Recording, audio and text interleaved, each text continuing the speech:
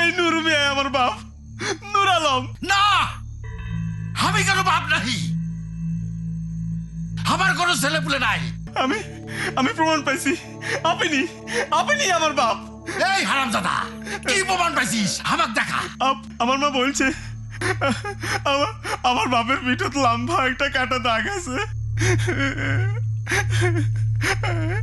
ছাড়, এই লোকটার পিঠত ওই কাটা দাগ আছে, আমি দেখেছি। আহা লালু, এরকম কাটা দাগ অনেকেরই আছে, এটা কোনো যুক্তির কথা না। ছাড়, আমার এলাকার বয়স্ক মানুষ শত তাকছি নে, সেই রকম একজন বয়স্ক মানুষ পাতানো খুলবা, তিনি পরশুদিন আসিবে। তিনি যদি আমার বাপক চিনে, তাইলে নুরু মিয়া লালু মিয়ার সাথে দিনাজপুর চলে যাব, আর ডিউটি দেখবো আমার জিম্মায়। আমি কার কাছে থাকুম না, আমি আমার স্বামীর কাছে থাকুম, আমি কার কাছে থাকুম না। না, আমি এই বিচার মানি না। পাতানো খলিফা কামিছি না। এই নুরু মিয়া, বেশি বাড়াবাড়ি করলে কিন্তু ডানাত কাটতে বা মারতে ধরা দেবো।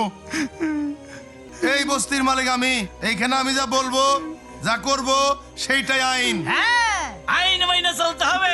এটা তো তুমি ঠিক করছো না, এটা তুমি অন্যায় করছো।